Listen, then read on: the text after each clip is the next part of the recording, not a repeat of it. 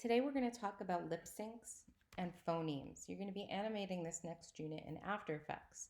Um, Phonemes. What is a phoneme? This might be something that you learned when you were children with sight words, learning how to read, or if you were learning English as a second language. But phonemes are basic target shapes that your mouth makes to produce a sound or a word. Any unit of sound that gets distinguished from one word to another in any particular language. It will be different based on the language that you're speaking in, but basic mouth shapes, because of the construction of the mouth, will remain the same. We use the example of the difference between the word kiss and kill. They start with the same phoneme, the letter K, which we see here, and then we move to an L or an S. The S is going to be different. It's actually not really represented in a singular phoneme. What's really interesting about phonemes is that depending on what you're animating or how you're animating, you can have a variety of shapes and also methods. You might have anywhere between 1 and 3 phoneme shapes or target shapes, or you might have up to 14 or 27. It really depends on the amount of detail you need in your animation and whether or not you also have the time and the budget to do that. I think for your assignment, you can get away with anywhere between probably 3, 4 to about 10 to 14 if you want to try a little bit more. I'm going to be teaching you how to use a plug-in free slider. And if you do have access to joysticks and sliders, you're welcome to use that as well.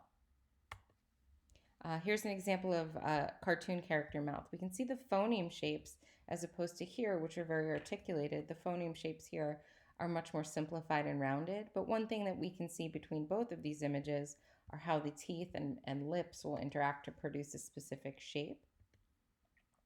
This is a phoneme target shape group called the Aardman animation mouth. We see this mostly in claymation. We also see this in 3D animation. And now we're starting to see this adapted into sort of a 3D, 2D. Sorry for my emails, guys, as I do this lecture. But this is sort of that 3D, 2D rubber hose mouth. This is an example of articulated mouths within After Effects. We can see that Aardman style rubber hosey mouth. You don't have to use rubber hose for this. I'm just using that as an example, the sort of flexible mouth. This is a more articulated mouth. But one thing we can see is that the mouth has been separated from the face. So as you're building, it could be the character you used on the last unit. It could be a character that you design. Or if you'd like, you can use the example that I've given you in our After Effects project files. The goal here is just to learn how to use this mouth rigging method. These are some 3D animated target shapes. These are also called blend shapes within 3D animation. And we can see that again here, target shape wise, we're getting about 10. We want to make sure that we always have a resting position, a closed position, an oo or an ah, right? Something inner and something outer, an ah or an e. So basically, you can get away with 6 in that case. Other examples of target mouth shapes, we can see on this character, the mouth will be rested right above the beard, right? And the beard is included in the target mouth shapes. Here, we can see the character's built and then the mouth gets separated and is not articulated by a line, which is really interesting. A few other examples for you. We can see basic shapes that have similar mouth sounds: M, B, P, H, A, O, E, A, L, T. Anything with a CH, a shush sound, a PH, those will have similar mouth shapes. Another way we can interpret this, if you aren't going for a full lip sync, but maybe a sound sync, is doing a 3 position, a neutral, a smile, and a surprise. That can actually get you pretty far for expression. More articulated mouth shapes, less articulated mouth shapes. We don't need to go too much into phonology, but it is important to know that if this is something you want to go into, phonology really studies the organization of sound within languages. Now we get into how we actually do this, the steps of how, and this is the first part of your assignment, will be to gather a sound and record, and I say record lightly, it doesn't have to be a video, but somehow record or reference what the sound is doing. And I say, if you feel silly, do it anyway. I'm not sure if these videos will play for us here. Let's see. Okay, see now, what I just heard, blah, blah, blah, blah, blah, blah, blah, blah, blah, blah, blah.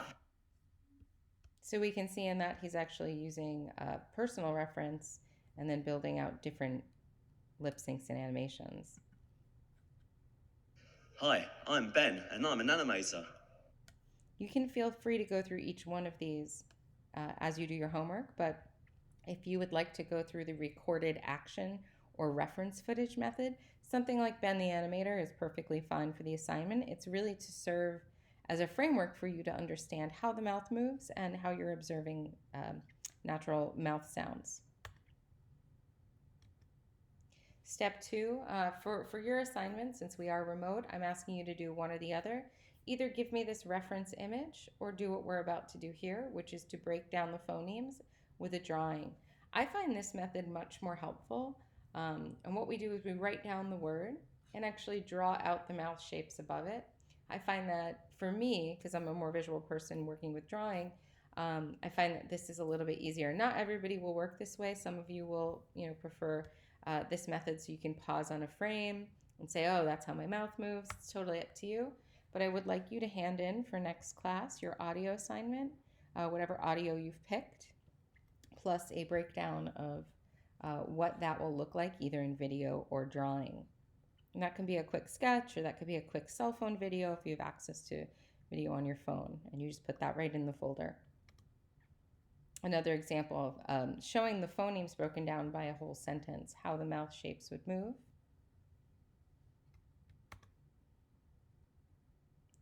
Some target mouth shapes from traditional animation and media. We can see these really interesting graphic representations. They almost feel like hieroglyphs.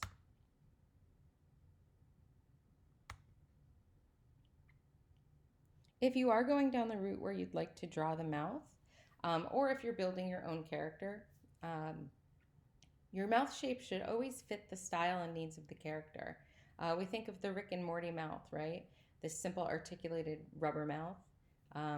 If they had super teeth and they had lipstick, it would just look out of place, right? Make sure that you always have a neutral mouth shape. So if you go with a neutral mouth shape and maybe 1 to 3 different phoneme shapes, you will have success in accurately lip syncing the mouth. And my general rule is look in the mirror. If you're either drawing a mouth or designing a mouth or articulating a mouth for a puppet, use your own face as reference. You also can download, and I'm sharing this with you in case you're taxed for time or you have a lot going on in life or other classes. If you'd like, you also can download a character shape chart, and you can use those mouths for your lip sync. I'm perfectly fine with that because we are trying to learn technique primarily for this assignment pretty quickly. That's the end of my phoneme lecture, but if you'd like to stick around, I'm going to talk about drawing the face and drawing the body. We talked about this at one point. If you are drawing a face or you are designing a face, knowing these basic proportions will help you figure out how to design the character best. Typically, we see 5 eye widths go across our face. You actually can take your own face into Photoshop, put this to the test, and 9 out of 10 times it's fairly true. 1 eye length between the nose and the bottom of the top of the nose. The one eye is usually 1 nose across. It's usually 1 eye between the mouth and the nose, and then 1 eye between the bottom of the mouth and the bottom of the chin. One of the things that's really interesting about this too is that the center of each pupil typically will correspond to the corner of each mouth. And these are all things that as you're designing a character, if you're looking for basically human proportion, we can go by the book. If you want to push and pull that a certain way and get more sympathy out of a character, make the eyes larger, make the bridge of the nose smaller, half an eye's width. And this is how we start to imply meaning, imply tone, imply gesture in our characters. In your daily drawings, which I'm not requiring in the second half of the class, I've seen a lot of structural drawings, but I haven't seen a lot of what we'd call basic shape. Make sure that you're drawing guidelines. We can see those guidelines at play here, and this gives us an example of how we can break those rules, or how using basic human proportion can be changed for sympathy, right? The child's eyes are much lower in the head, the nose is much lower, the chin is much higher to the mouth. Basic mouth constructions can also be done with simple shapes. And some of you who like to work in After Effects with simple shapes, you might find this inspiring because there might be abstract ways to represent human mechanics. If you're more interested in creating simple mouths, think about the gesture of the line, right? The inside of your mouth is a line. How can we use that line to express a shape? Almost as if it were the top of a plastic bag or a rubber band. Another thing that I've seen a lot of you do is start to play with gesture. And this is something that I'd love to work with you more on. And I know that I think it's Drawing for America. They're doing free drawing classes right now through their website, I think YouTube and Instagram. So you can always log in. I'll put that information on the website, and you can use this time to draw, although it's not required. One of the goals with gesture drawing and how it relates to motion is that if we can find the basic flow or basic movement, it will start to articulate meaning, even if the character's not human. So we can see these are almost like splines, right? Spline waves, sine waves. Finding the axis of action is also very important because it starts to let us know where our eyes should be going. Using the principles like squash and stretch, understanding how that spline can lift up or decrease and contract. There is we did this with the walk cycle, but there is something called contrapposto or weight shift.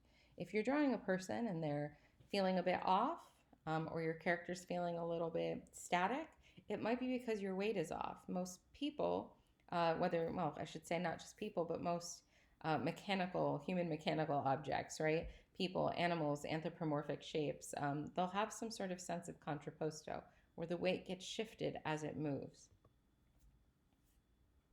So a couple of ways to make phonemes, just to wrap this all up in After Effects.